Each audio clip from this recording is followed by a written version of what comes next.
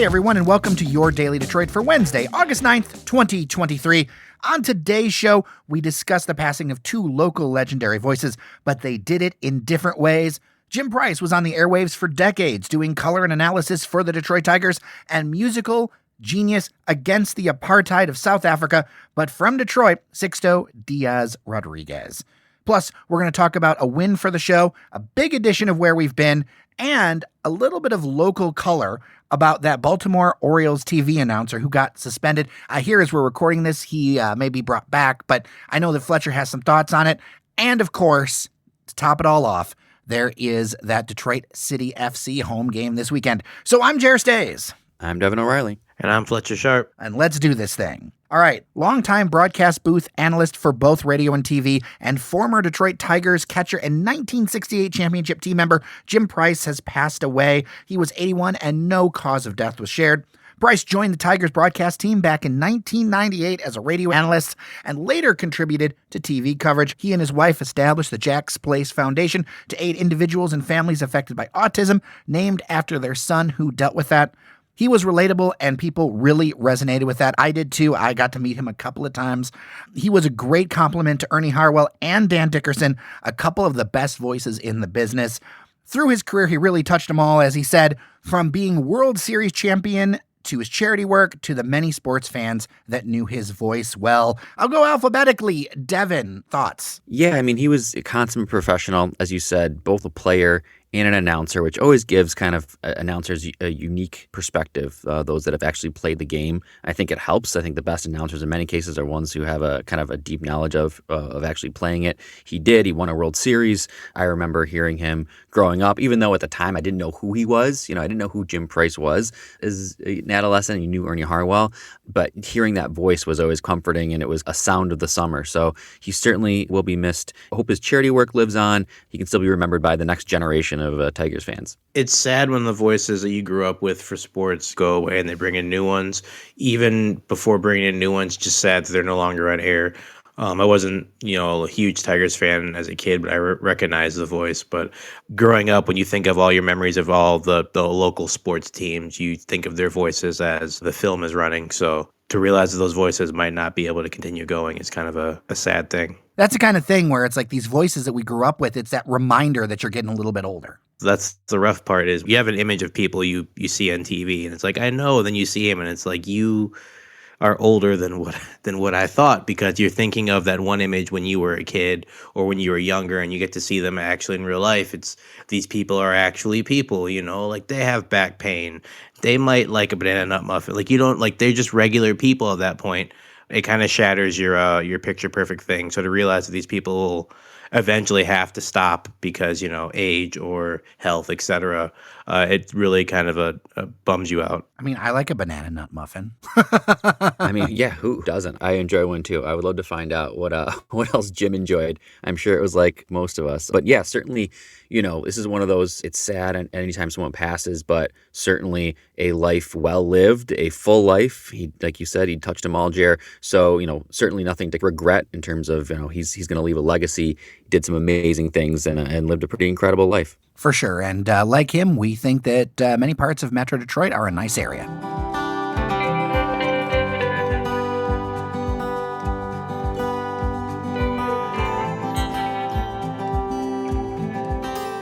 Sixto Rodriguez, the Detroit singer-songwriter known to most nationally from the documentary Searching for Sugarman, has passed away at 81. Born to Mexican immigrants, he released albums Cold Fact and Coming to Reality with songs like Sugarman in the early 1970s. Now, these sold poorly at first here, but his music got this unexpected boost in South Africa, and they really became anti-apartheid anthems.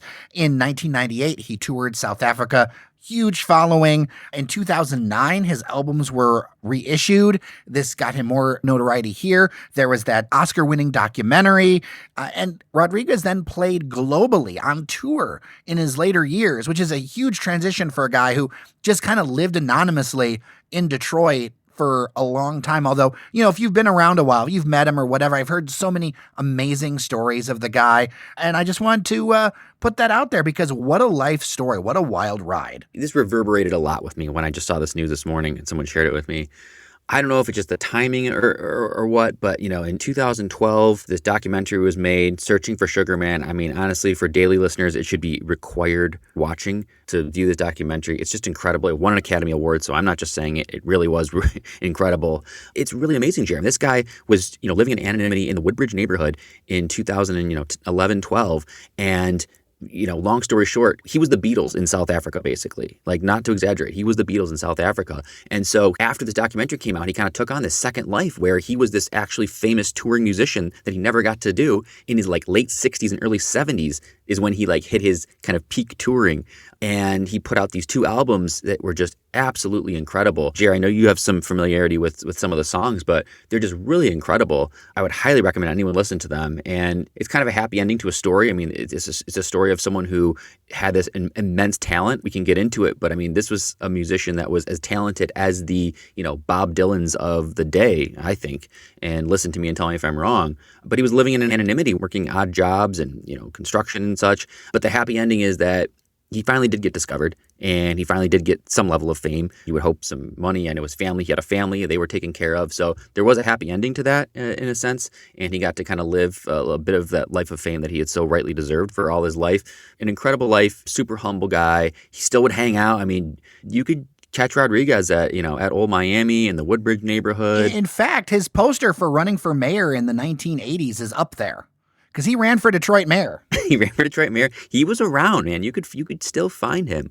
And he was just so revered by this kind of local Detroit community. Jared, did you have any, just as we're talking about it, do you have any particular favorite songs of his? That whole Cold Fact album, the whole thing, it was a revolution to me because I felt so bad when I heard all this stuff that I didn't know about all of these hits in South Africa and the whole thing. And then, I was talking to my dad before he passed. He's like, oh yeah, I knew that guy. Cause he used to live in the Cass corridor. He's like, oh yeah, I knew that guy. And told me just random, whatever stories. One thing that I would say that I would share is that every remembrance so far that I have heard throughout anything of his, even people referring to him, is that unendingly generous, just unendingly generous of a person. And so that is a special thing, that when you come across some money and do some things and you're just like, okay, what can you do to give back? And so that is a really kind thing. And I know that there's a lot of people who know him. So I just, I appreciate that. Yeah, I think a lot of listeners, this will resonate with them. My personal favorite song, he's got some great ones. Crucify Your Mind. Inner City Blues is my favorite.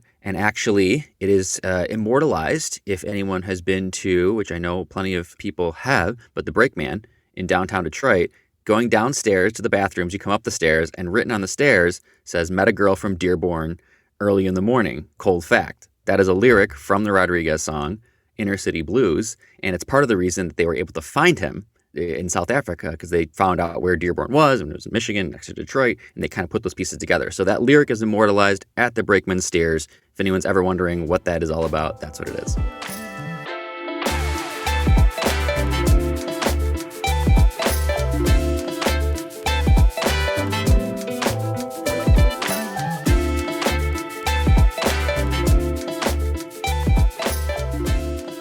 Something before our next stories I want to talk about, that we did something. I'm going to share this a couple of times on the show because I know listeners, listen to different days of the week and whatever, but we did it. We are finalists for the best news and politics podcast in the country from the Podcast Awards. Thanks to our listeners for showing up. Thanks to the Podcast Awards for putting us in the top 10.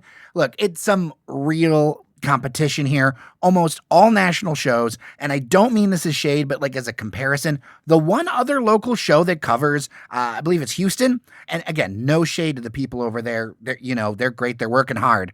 But to show you the difference, they're part of a $4 billion holding company. And they have a lot more zeros, in the bank accounts behind them than we do. And we're doing this thing with a laptop from 2015 and a microphone that a listener gave me. So there's just a huge gap there in resources. I know everybody's got to, make things work and whatever, but that's why when I put it out there, I was like, all right, if we can get it just into the finals, that's great. And I'm just so proud of you all for, making this happen. I really appreciate both of you and, of course, the rest of the team. And I'm going to revisit as we go through the week. I mean, it's always great to win an award. Like you said, we're obviously up against a lot of national coverage, but the fact that we're even mentioned in there, I'm not a silver linings type of guy. I played sports most of my life, did competitions and such. So losing is not winning, and obviously winning is not losing. But the fact that when people have to read off the list of all the shows, the Daily Detroit, it will be something that they have to say, even if it's not something they vote for, is well enough to be like, okay, well, I've heard of this. It kind of puts the earwig in your head, and then you might see the logo later and be like, where do I know this name from? So yeah, it helps in that regard. So hopefully we can win something. If not, this might be one of the few times where I'm like, that's okay, because the odds are very much stacked against us in that regard. I'm just glad to be included in it. And, just so you know, normally on Wednesdays, Norris Howard would be with us, but he had to take a mulligan today. So I'd include him in this too. But just in case you're wondering, it's Wednesday, a couple of different voices. That's why. The Small But Mighty podcast. I mean, we kind of come together from our each disparate corners, almost like a megazord of Power Rangers fame each week to kind of put together this podcast show. And so it's really cool to get recognition for it. And, we'd love to grow the listener base. I think if nothing else, we want more people to be part of this Daily Detroit community, whether you're from Detroit, whether you're from the region, whether you're from the state, or whether you're from the country or even beyond. So the more people we can get this on their radar and share the good news of Detroit, and not so good news sometimes, but mostly good news, and share that, I think it's awesome. So really big shout out to the listeners for helping us do this. Continue to spread the word. Make sure people know about us. It's great to be nominated. It'd be even better to win, although the deck, as was mentioned, is stacked. Looking forward to the competition. And either way, Jer, we'll find a way to celebrate, won't we? Oh, for sure. I've already got people who are on Instagram saying, when's the party? So if right. You're someplace who wants to hold that party, message me. We're going to figure this out. We've wanted to do a meetup for like late summer, early fall. So I guess this is going to be the celebratory meetup. So I'm pretty excited about that.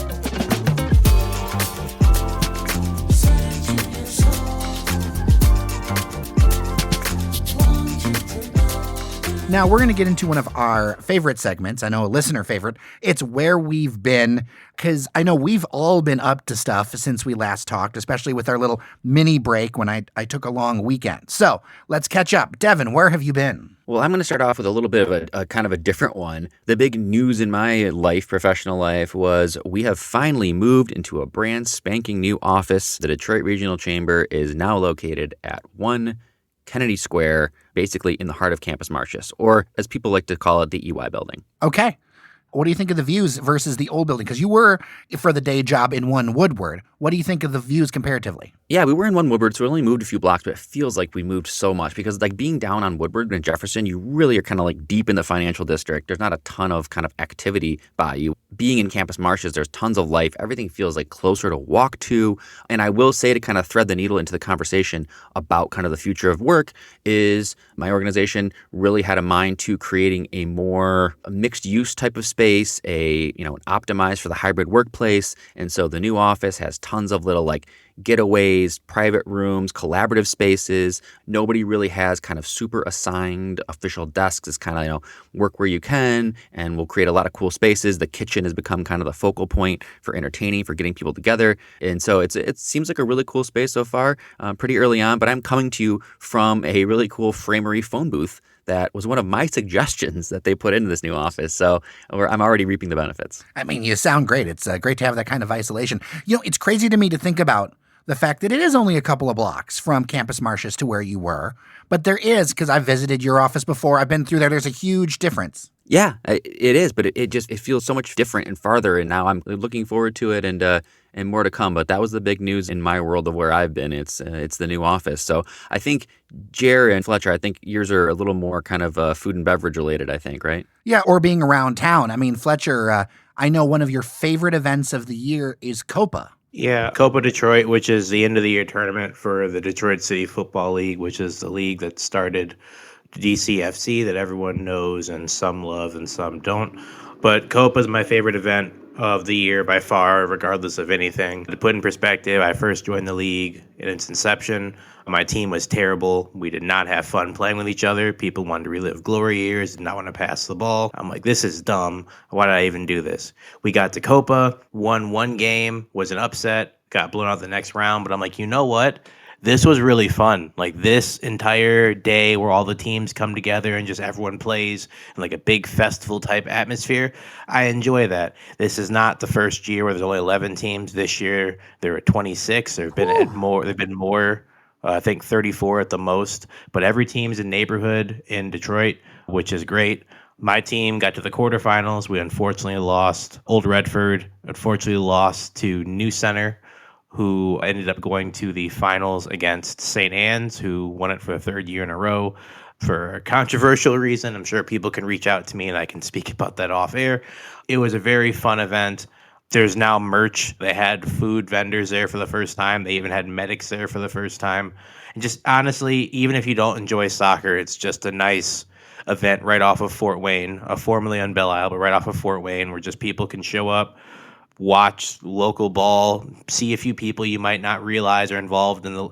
I brought my fiance for the third year in a row, and every single time she goes, she's like, "Oh, this person who I used to work with, or this person for whatever, or someone else I might have seen who's like a local such and such." I know M.L. Elric used to play in the league for East English Village. I know Osborne used to be a team. They had like 3 city council members on their roster, which is why they kept winning the community service award, because they just know where stuff needs to be fixed. A good part about our league that I've talked about a few times is the fact there's a community service aspect.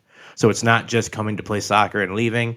It's coming to play soccer, but also what can you do for the city to help, whether it's clean up a park, whether it's do stuff for the Senior Olympics, whether it's helping to coach kids, whether it's helping to plant a garden, with just whatever. And like, you, in order to qualify for COPA, you need to have all your community service hours done for your team, which is a different thing. But if you're not done, you cannot come play soccer in the biggest event, which I think is a great thing, because you need to do something for the city that you're going to play in and participate in. If you're going to be around just doing leisure things, you should also help the city grow as well. Fletcher, this is the kind of thing, too, that people can be a part of if they want to, right? Like, this just happened, but if you want to be part of this next year, like, the DCFL is something that you can join, right? Definitely. You can, I'm not sure the website. When I get it, I'll get it to you, Jared, and you can let everyone know.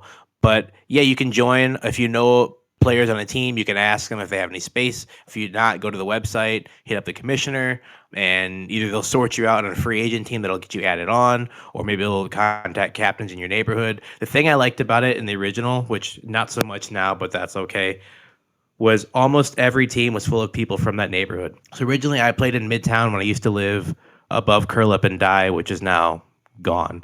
But I lived in Midtown. Most of my teammates lived in Midtown. Woodbridge has a team. Cass Corridor has a team. Chinatown has a team.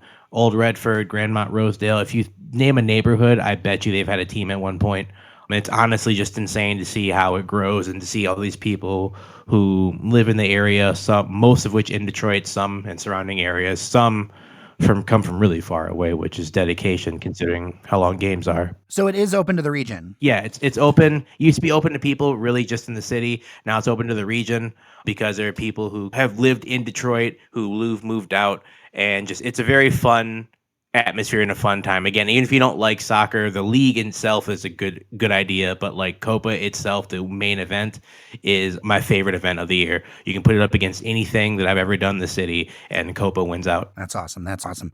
Well, I ventured out of town for my birthday weekend, guys. You did, Jerry, and you went to somewhere I haven't been, but generally not too fond of as a state, but you sing its praises all the time. So I'll give you another chance to sing the praises of Ohio.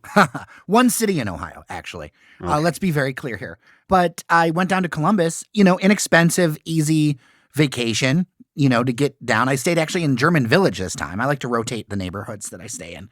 And there were 2 things that I came out of this trip going around, seeing different things. Actually, I'll say 3 things. I think, 1, I absolutely always have loved minor league baseball. So it was great to see a Columbus Clippers game. They are in the system for the Cleveland Guardians. That's their AAA team. The ballpark there, Huntington Park, is gorgeous. I will make one note, not the Tigers part, but like the inner part of the video billboard. It was really clear. And Fletcher, maybe you can agree with me or disagree here. It's time to replace that video billboard at Comerica Park, because when I saw this minor league billboard and like the resolution and how nice it was, I was like, all right, it is time. Like, among the updates of Comerica Park that we talked about on a previous episode, Fletcher, I would say that the new video portion of the billboard would be a really good addition for Tiger Stadium, because I saw a newer video and it's really good. Yeah, it's getting a little pixelated. It's not the worst in the league, but like it's getting to a point to where if you're thinking about, this youthful team trying to get a turnaround, you might want to get a board so people can see. And also, if they get rid of it, I'll happily take it. Fletcher's big board in his backyard. So that's one thing. Another thing I noticed in a lot of their open areas, because there are still a lot of areas of Columbus that there's definitely work to be done. There's kind of a different view. Instead of mowing everything, a lot of times there's wildflowers. So they do a mix of native plants and wildflowers in the lot, and that makes it kind of an attractive way to foster vacant land without it being trees or whatever. Just, some nature cloud cover. It also encourages local wildlife. So I thought that was a neat thing. And then the third thing that struck me was just how many construction cranes there were. Even in neighborhoods, the cranes were intense everywhere. And German Village is a hyper walkable neighborhood. Like, you literally open the door and there's like 4 people walking their dogs immediately. Like, the alleys are streets there. It is so like hyper walkable and dense. And it's right near a great German restaurant called Schmidt's. There's a bunch of other stuff around. But that was one thing that set with me, is all of the cranes. Just like, you look out your back window, crane. You look out the front window, crane. And it was just kind of stunning for me. Yeah, hey, creating dense, walkable communities with amenities. Who would think would create, development and people wanting to live there and wanting to build buildings there? So I know, give Ohio crap, but I know that Columbus is an example of creating the types of, 15, 20-minute neighborhoods and, collaborative economic development. It's not perfect, but, I've seen a lot of case studies that Columbus is doing it well. So, I can't knock you for going there, Jer. I think it's a place that a lot of listeners would like the Detroit region to take some ideas from and maybe adopt some of their strategies. So I totally get it, and I will make it down there one day, maybe after the 3rd consecutive Michigan win over Ohio State.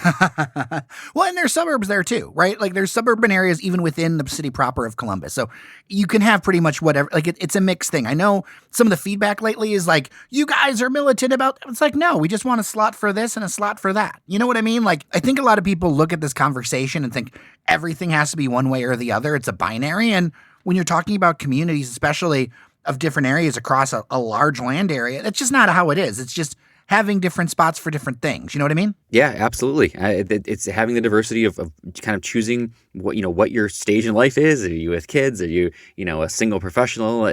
You want to be able to kind of choose the lifestyle that fits you, the amenities that fit you. I mean, we have that there, Jared. It just hasn't really been cultivated, developed, and then, the narrative isn't there to let people know what exists. But there's still a lot to be done here, no doubt. But we have the makings that we can be that if we really agreed on a little bit more and started to move the needle on some of these big things.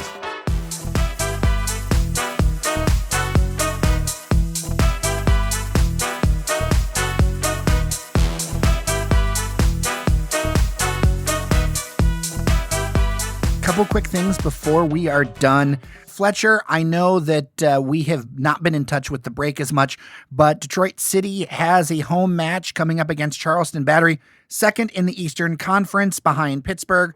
A lot of local ties. Couple of minutes to give me a preview. Ben Pierman comes back to Hamtramck with last year's player Declan Wynn, who everyone was very sad to see go. They're still trying to replace him right now, actually. DCFC's been playing a lot better. Charleston is still Charleston.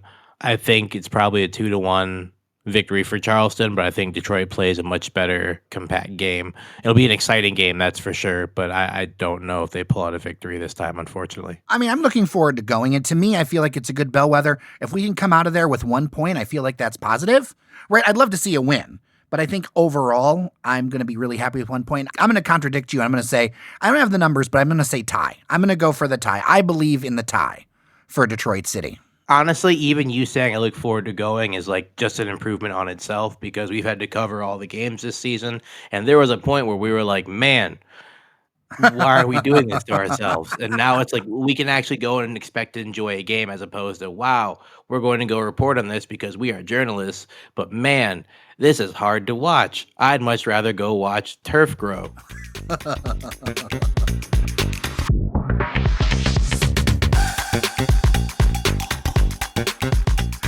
And then finally, Baltimore TV announcer Kevin Brown was reportedly suspended for telling the truth about the team and the team's record against the Tampa Bay Rays for an upcoming series.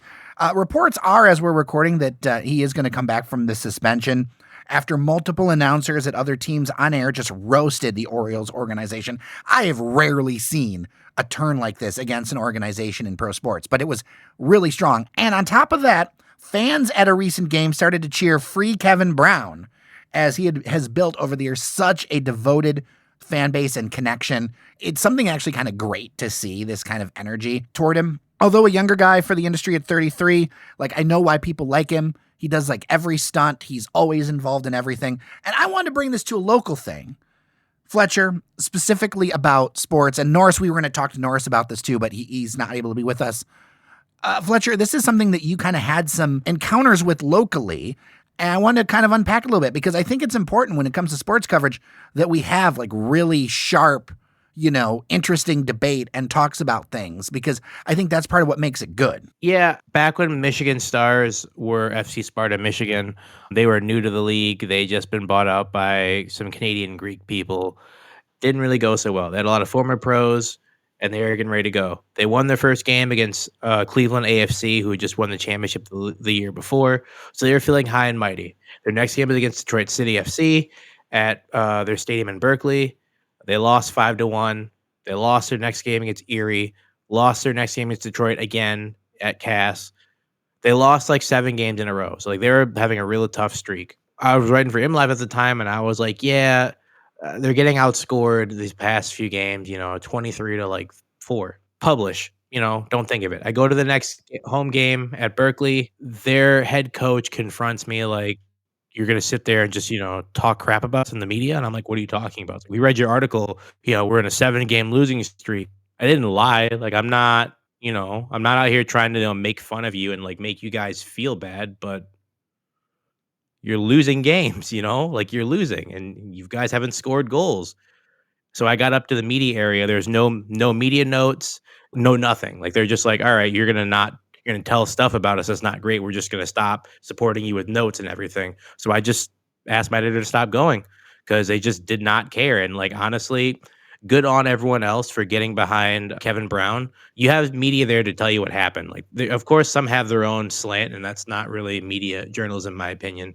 But like, you're there to say what happened. And if you're playing terrible, like that's all the media has to report on is that you're playing terrible. If you're playing great, they'll talk about how great you're playing. But like, just because you lose doesn't mean you can't then punish media for telling people that you lost. Well, with that, we are done for today. Thank you so much for listening to your Daily Detroit. Thank you so much for your support. As always, you can do so at buymeacoffee.com/dailydetroit. You can leave a voicemail, 313-789-3211, or an email, dailydetroit@gmail.com. With that, I'm Jer Stays. I'm Devon O'Reilly. And I'm Fletcher Sharpe. Remember that you are somebody. We'll see you around Detroit.